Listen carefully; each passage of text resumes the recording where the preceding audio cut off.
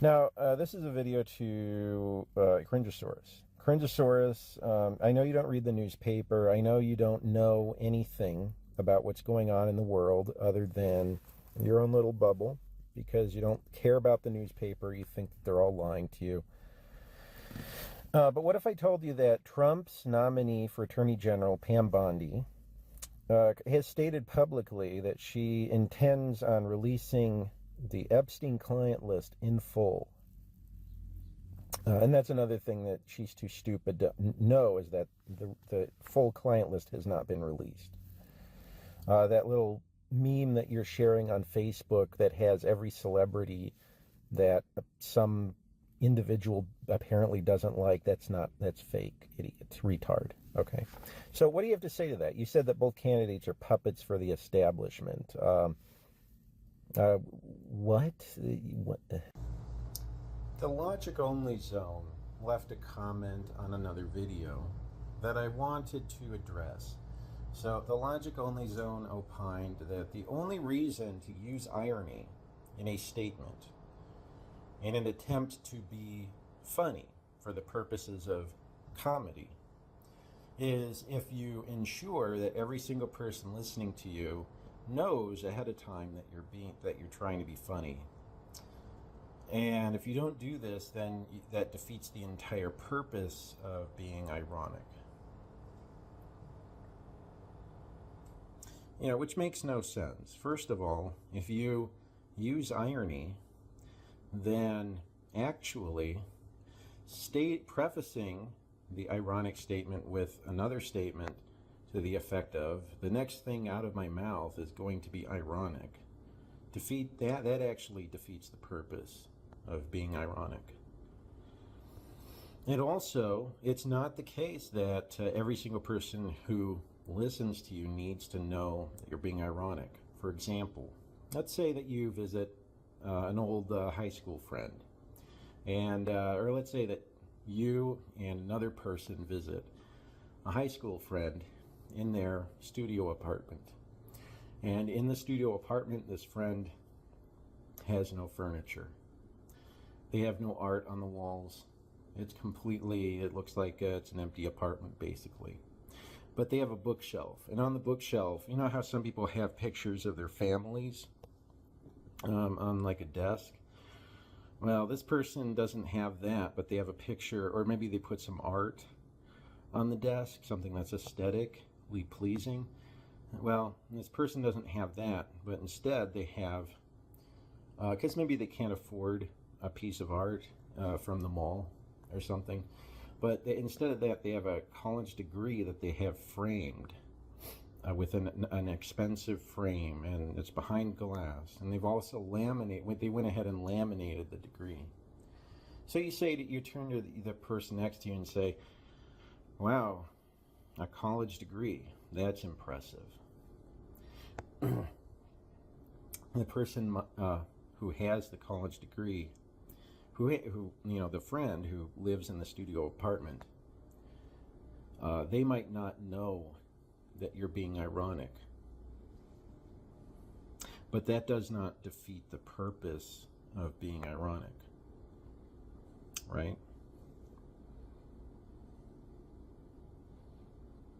Okay.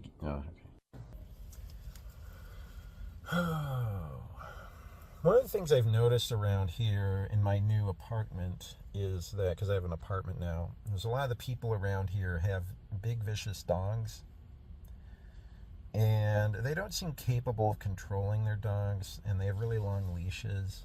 And when I say vicious dogs, I mean pit bulls, and I'm not even sure, mostly pit bulls. Like there's at least 3 people with pit bulls around here. And none of them ever have control over their dogs. They have big, long leashes.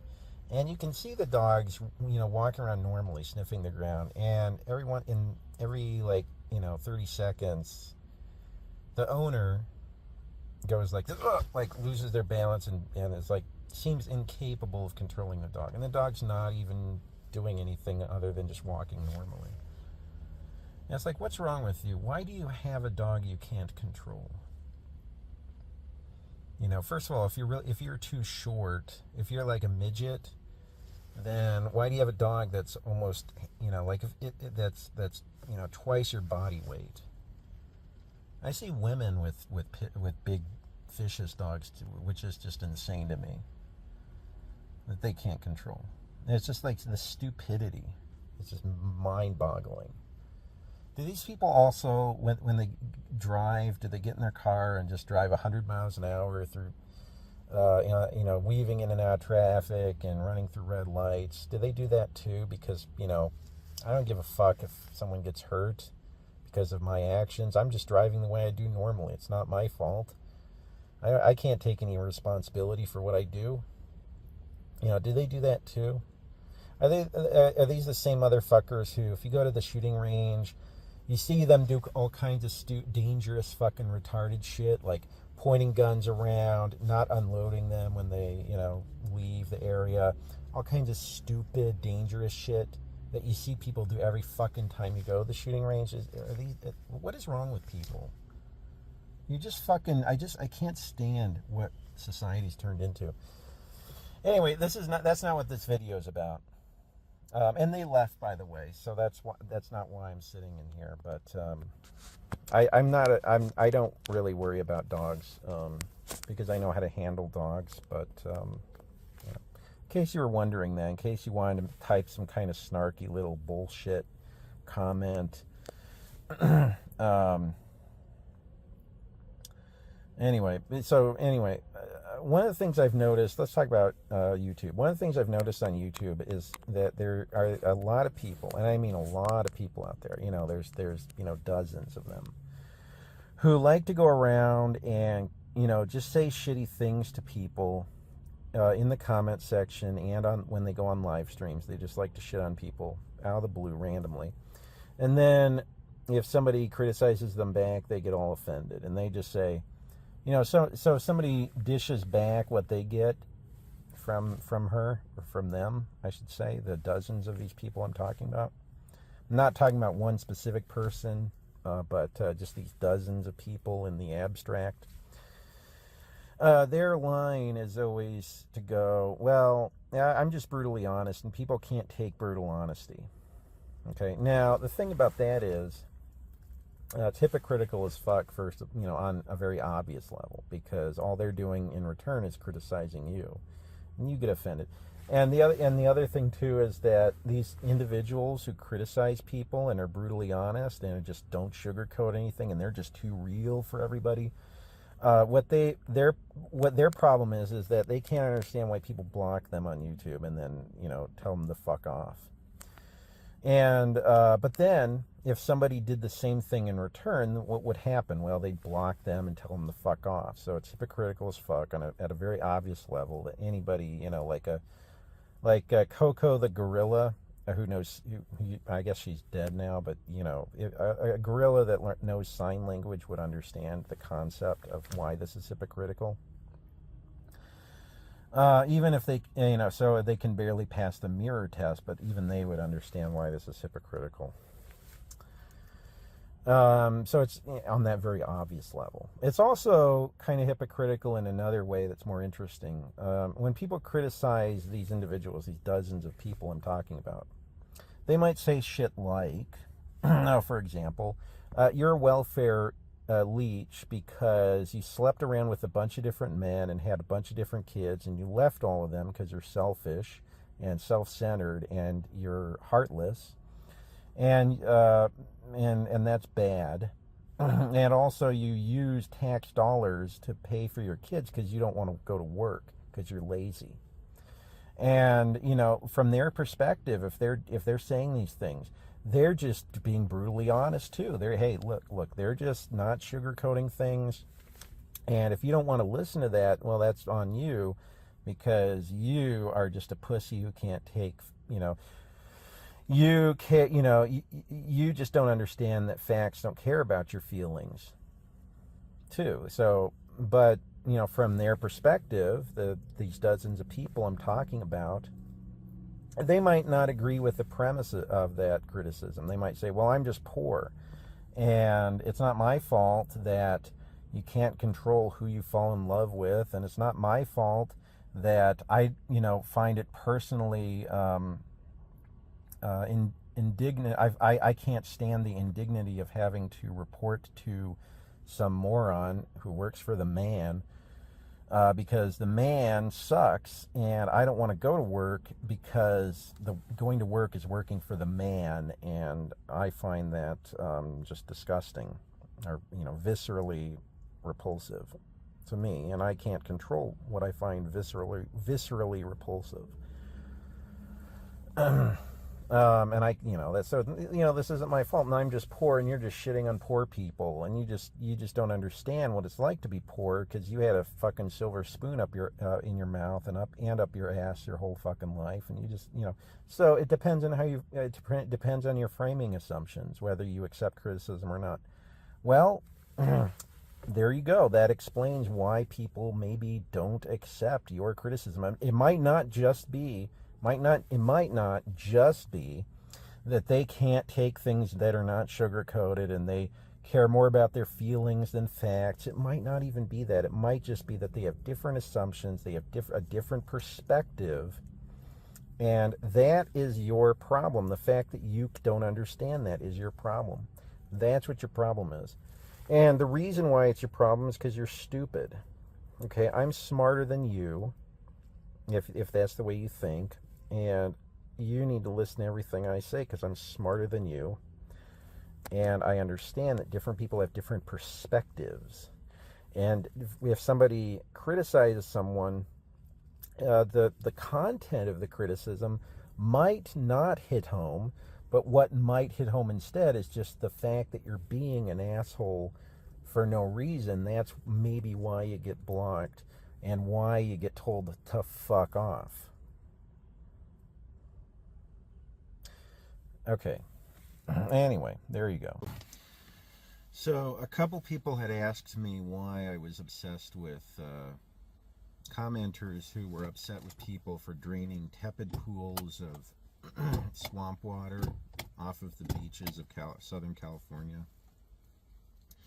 And the reason I became obsessed with it was because I was on Twitter and somebody had posted a video showing some surfers draining a tepid pool of swamp water out of a beach in California. Now, a lot of that water actually comes from the ocean, so it's not even runoff water. It's just water from the ocean that, because when the tide comes in, it will wash over the sand berm. It will go over the sand berm, as it's depositing more sand, and then it will get trapped. And then when it rains, so the water just sits there, right, collecting bacteria and algae and swampy stuff. And then when it rains, the water level rises, and then sometimes, not always, but sometimes it will breach the berm on its own naturally and then drain. But it wasn't like, like some of the comments were like this, some of the comments were negative, some of them, like you would expect it to be, half of them are like, oh, that's cool, maybe a quarter of them are, some kind of, SJW type who are like, you're depleting the fresh water of California, and you'll never get the fresh water back, the swamp water that is sitting in a tepid pool next to the beach.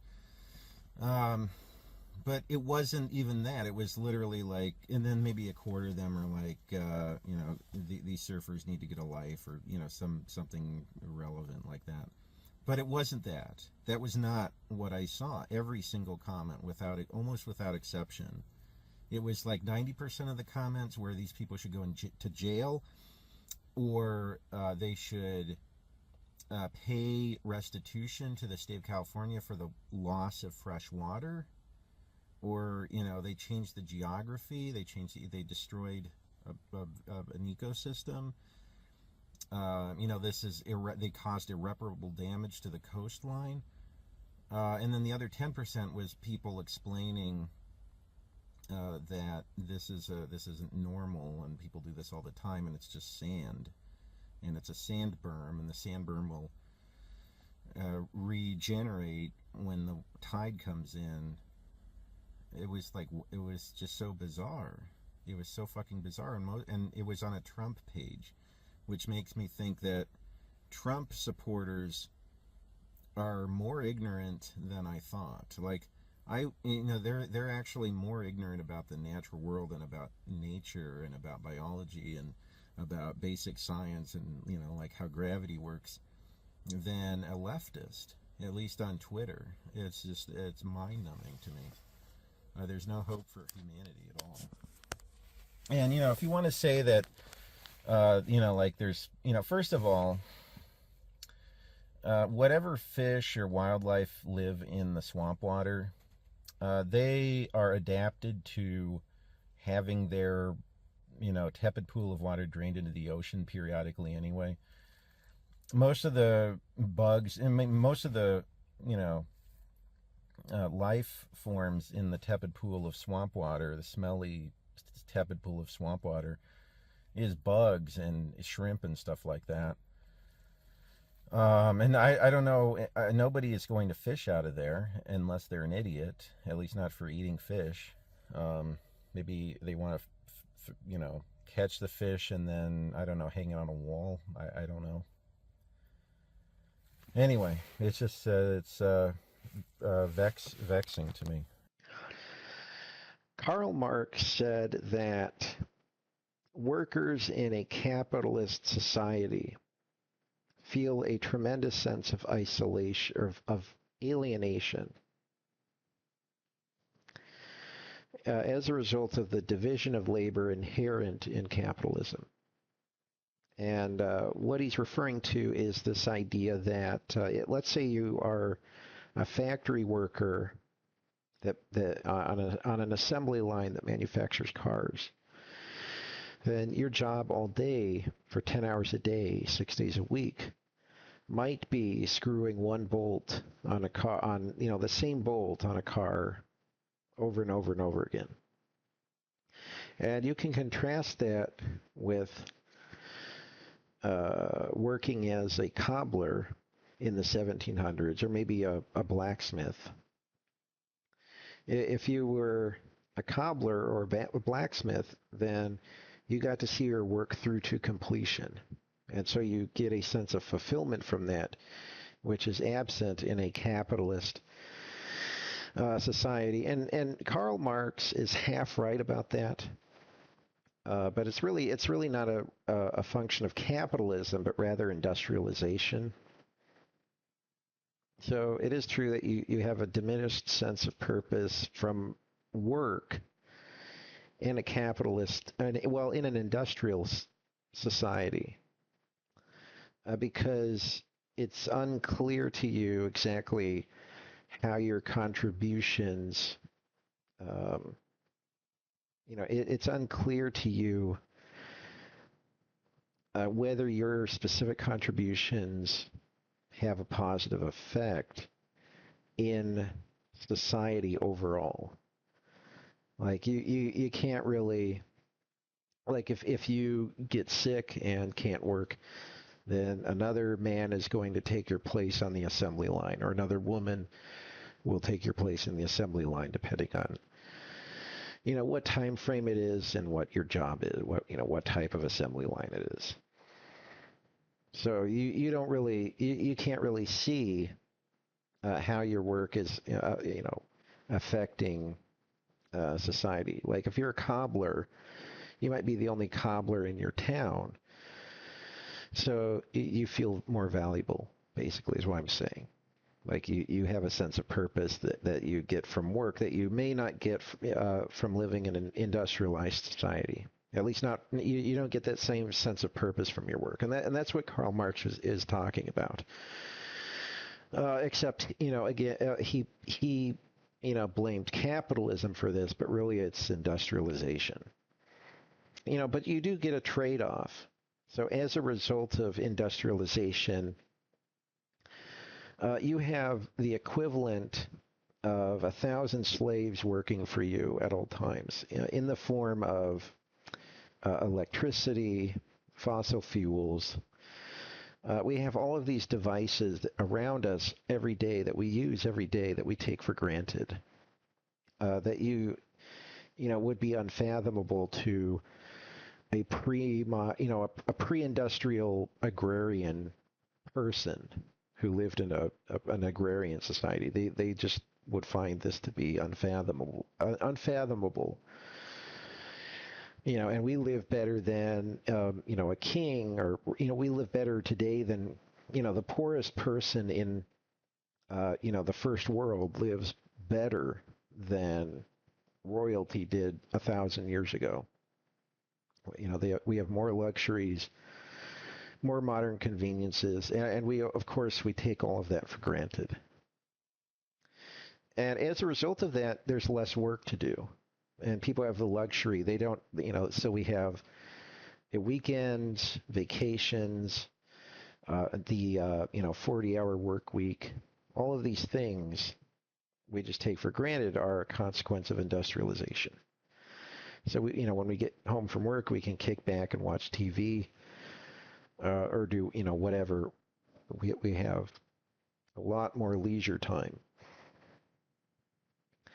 And this increase in leisure time is actually partially what spurred on feminism.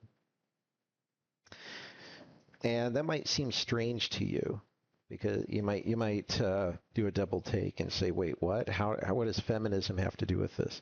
Well, if you were a pre-industrial agrarian person, then every act you did was instrumental to surviving another day and ensuring that your family survives one more day. So, there wasn't a lot of time to waste. Every action you did had to be instrumental to that. So there was a natural division of labor between men and women, simply based on their biology. So of course women, tended to, women spent more time, raising kids than men. Men did more manual labor.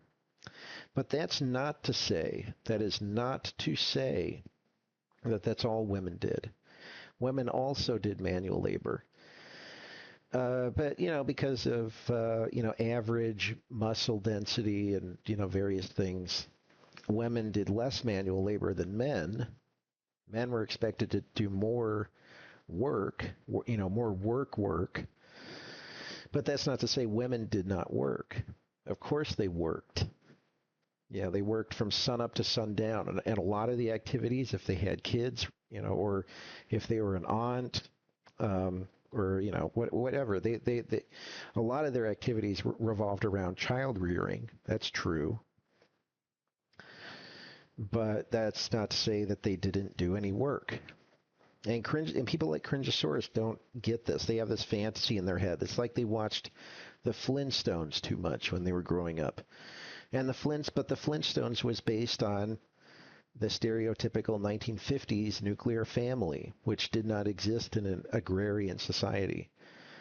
The idea that women could stay home and do housework, light housework, and raise kids, and the man goes to work and is the breadwinner, drives off into the gets in his Buick and drives to work. That is a consequence of industrialization. That's only possible because of industrialization. So, when people like Cringosaurus say things like I'm, by staying at home, I'm fulfilling my role as a woman, my biological role as a woman. I don't know. Once your kids once your kids are over the age of 5, they go to school, hopefully. I mean, just especially in Cringosaurus's case, I'm hoping she doesn't homeschool them, because holy shit, that would be a nightmare. What the fuck? What are you talking about? What is the housework you're doing? You vacuum? Sometimes, yeah, occasionally you vacuum. Okay. So, like whatever. You do the dishes. You put the dish. You rinse the dishes off, and then you place them in the dishwasher, and then you push a button. All right, good for you. Wow, industrial goddess, or uh,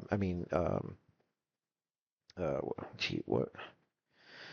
Domestic goddess.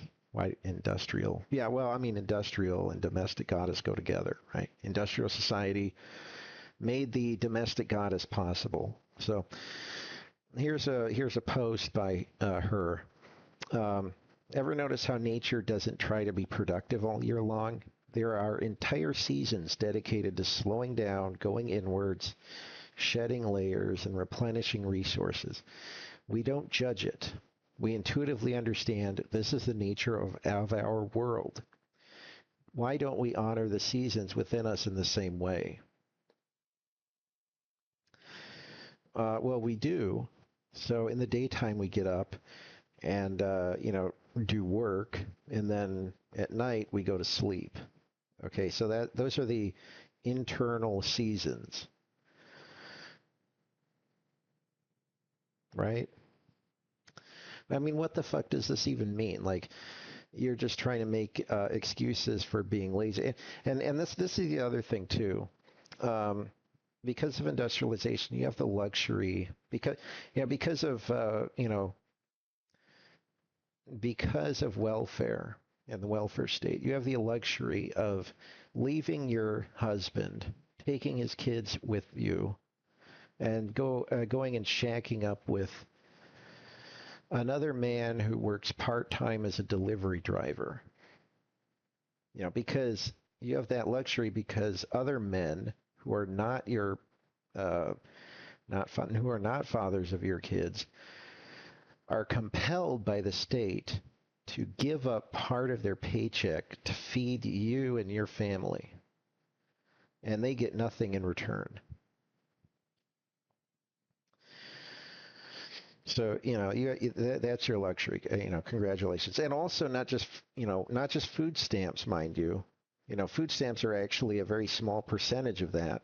It also goes to health care and medical care, medical costs. Because if you're a part-time delivery driver, you probably can't get full health coverage for 5 kids, especially 5 kids that are not yours and are rather the kids of a woman that you're not married to. So that means they don't have health insurance. So that's another way that you're a societal leech, and that other people have to pay for, right? So yeah, I don't think this is some kind of virtue that you choose to stay at home and sit on your fat ass and watch YouTube videos of people fighting and all this other shit. That's not a virtue, idiot. And what makes you think that men are going to go along with, in the long run, what makes you think that men are going to put up with this shit? Look at the voting patterns. Men overwhelmingly vote for Trump, relative to the percentage of women that vote for Trump. So I think we see where this is going. All right, this is a video to Cringeosaurus. So Cringeosaurus, you really need to, first of all, you need to work on your manners if you're going to be a business owner. You need to learn how to treat your customers politely and with respect and dignity.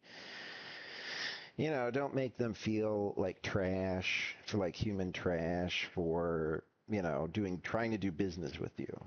Like if somebody commissions a piece of shit art that you make, you're one of your shit drawings, then you should try not to treat them like trash,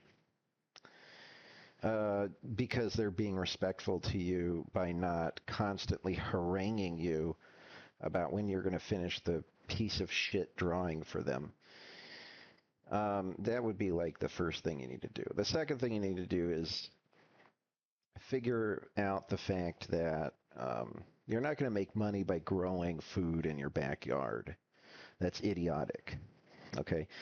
However, there is a niche that you could fill, and a lot of people don't know about this. Um, so it turns out Oregon and Japan have very similar climates, and they have very similar soil, and they're plants that grow well in Japan are probably going to grow well in Oregon, around that region. So the wasabi plant does not have a lot of um, natural, there's not a lot of places in the world that you can grow wasabi. However, you can grow wasabi in Oregon. You can't grow it very many other places. Real wasabi, not horseradish, not that horseradish paste shit that they give you at the supermarket. No, I mean real wasabi. And, people would pay a pretty penny to have real wasabi. So you could grow that, and you could grow a lot of it in your backyard. Now, this would involve abandoning your pipe dream of, having, some kind of Garden of Eden or whatever, bullshit you're trying to do, And that's really retarded if you think about it. The reason why the planet is able to support 8 billion people in the first place is because of industrialization and the industrialization of agriculture. If we all switch back to, you know, communal farming practices that, primitive people use, then a lot of people would have to starve. A lot of people would have to go to war for food. Except they wouldn't really have to, because everybody with half a brain would just use modern agriculture anyway. With modern fertilizer, heavy machinery, economies of scale. I know this is all, this is way above your intellectual pay grade, understanding these things. But growing wasabi, that's a niche market, and you could make actual money doing that. Now, this would also, you'd have to actually learn how to grow wasabi, too, which I know you don't like to read, and because, maybe you should get glasses, too, because you know, you obviously need glasses. Anyway, so I thought I'd mention those things. Oh, wait, that's right, you blocked me, so I can't tell you anything. Anyway, yeah, whatever. Happy farming, retard. I hope you make a lot of money selling fucking chicken eggs, retard. Okay, bye-bye.